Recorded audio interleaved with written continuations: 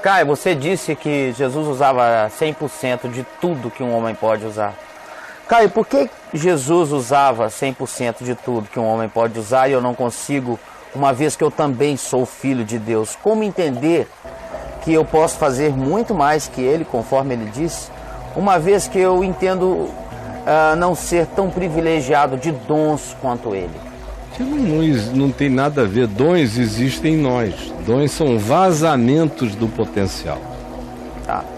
Dons são vazamentos do potencial. Tem gente que toda vez que me encontra diz assim: Deus lhe deu o dom da palavra. Sim. Isso eu ouço desde criança. Isso é o que você mais ouve, né? É um vazamento do meu potencial. Todo mundo consegue falar como eu faço, como eu falo. E eu posso falar muito melhor do que falo. Como eu já falei, já me expressei muito melhor do que eu me expresso hoje. O tempo também vai diminuindo o poder de expressão, porque eu vou envelhecendo cerebralmente. Você crê nisso? Cara? Creio, eu creio que eu não tenho mais o mesmo acervo de palavras que eu tinha. O meu cérebro cansa, a mente vicia. Você amplia o seu vocabulário com a intensificação das suas leituras.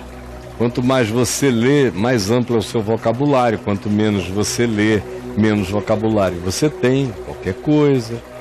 A juventude também gera uma determinada fascinação de exploração potencial máxima dos seus dons. Você vai ficando velho, você começa a querer dizer cada vez as coisas com menos palavras, resumir, simplificar, ao invés de complexificar e aumentar. O processo é inverso. Você vai descobrindo que quanto menos, melhor. E que quanto mais você reduz coisas a uma equação única, mais sabedoria você alcançou. Mas isso não tem nada a ver com a pergunta original que você fez aí. A pergunta original, eu acho que decorre do que eu falei aqui no início do nosso programa hoje. Quando eu disse que Jesus, as pessoas ficam aturdidas com os feitos de Jesus, como se aquilo ali fossem os feitos que provam a divindade de Jesus. Tolice. Jesus é Deus, e é por causa da inconciliabilidade entre a megalomania dele e qualquer saúde mental humana. Se uma pessoa que fosse humanamente saudável não diz eu sou o pão da vida, não diz quem quiser comer da minha carne, do meu sangue, quem comer da minha carne e do meu sangue tem a vida eterna. Imagina eu chegar aqui e dizer quem crer em mim tem a vida eterna. Minha interna, né, bicho? Né?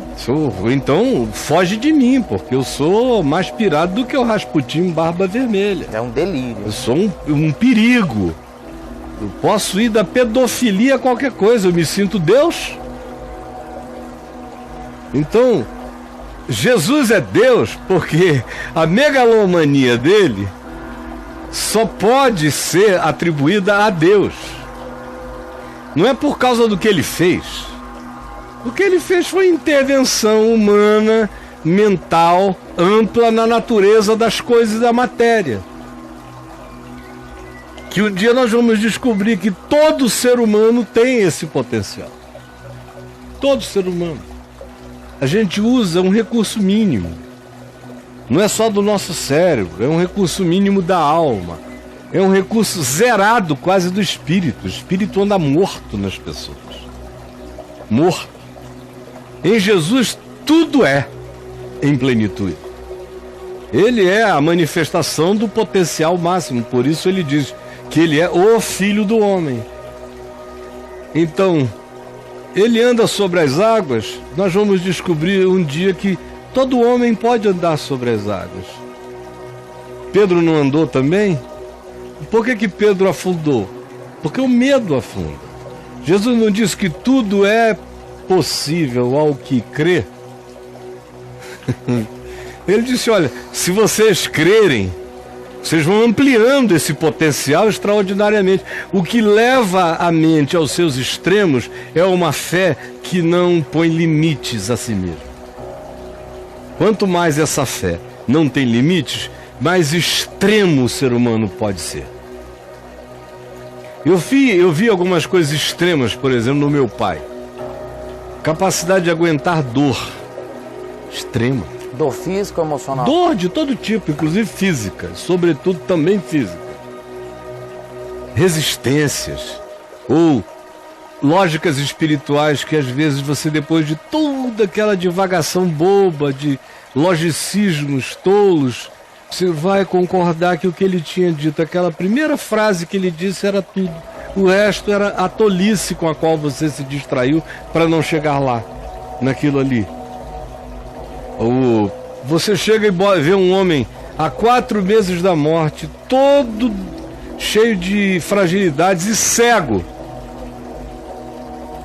Entram aqueles 3 ladrões na casa dele com armas automáticas, ele não enxerga nada. Quando percebe que são os ladrões, porque minha mãe falou, eles estão nos assaltando, só se pôs em pé e disse: retirem-se agora da minha casa, em nome de Jesus, saiam. E os 3 saíram se atropelando pela porta. E ele voltou, continuou a tomar a veia dele, como se nada tivesse acontecido, porque nada aconteceu. Isso eu vi a vida inteira. O que exala de um ser humano que anda absolutamente confiante. O que de positivo se atrai, o que de negativo se repele. Isso ainda na casca, sem ter quebrado essa casca do ouro. Agora imaginem Jesus, o alinhamento pleno, absoluto. Eu sou um ser todo desalinhavado. O meu espírito quer coisas que a minha carne não quer. E a minha carne deseja coisas que o meu espírito me diz que me fazem mal. A minha alma entra em estado de confusão entre a minha vontade sublime e as minhas visceralidades animais.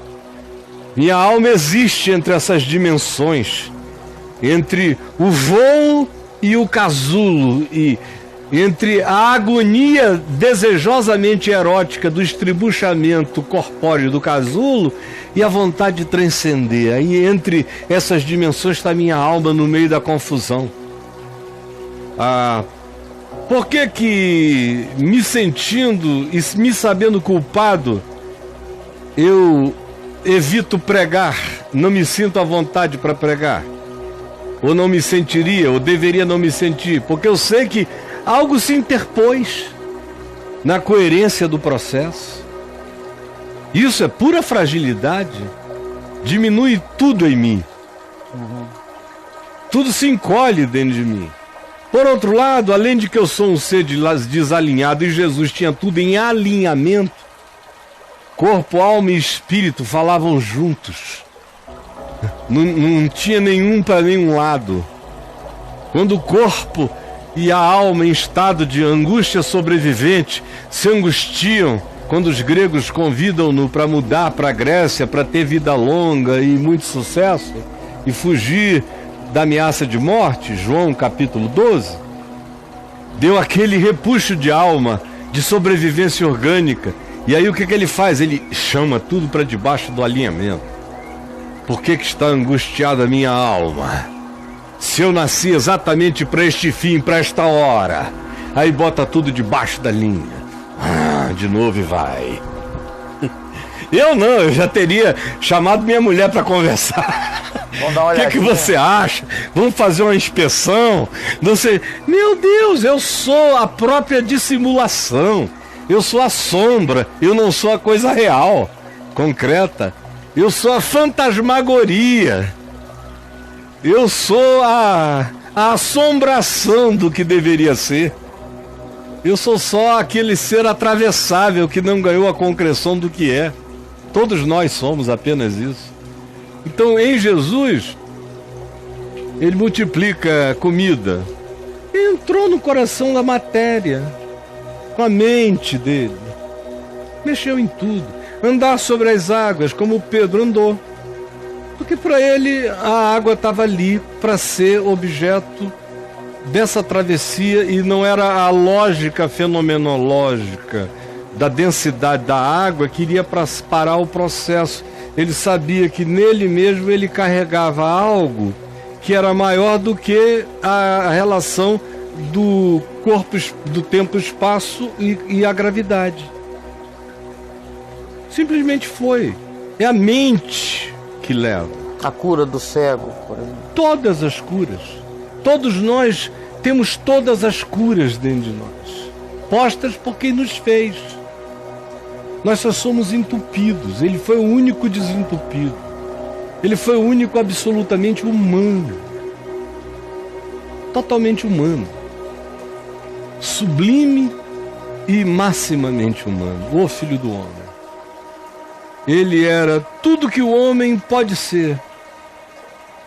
E ele manifestou tudo que Deus é para o homem conhecer. De modo que em Cristo Jesus eu tenho a revelação plena de Deus à percepção humana, tanto quanto eu tenho a revelação profunda do que o homem crescendo em plenitude pode se tornar e se tornará. O homem em Cristo se tornará o que Jesus é, e mais do que o que Jesus na história manifestou ser. O homem se tornará o próprio Cristo ressuscitado de entre os mortos, sem limite de tempo, espaço, nem de nenhuma natureza. De modo que ressuscitar dos mortos foi a coisa mais natural que poderia haver para quem tinha vivido como Jesus viveu. Admitir que Jesus viveu como ele viveu e não admitir que ele ressuscitou dos mortos é uma incoerência total. Quem viveu como ele viveu tem que ressuscitar dos mortos. E quem ressuscitou dos mortos, como ele ressuscitou, só ressuscitou porque viveu como ele viveu. Sim, sim. De modo que em Cristo eu tenho a plenitude de todas as coisas. Ele é a manifestação máxima da plenitude humana. Maravilhoso. E aí, meu amigo?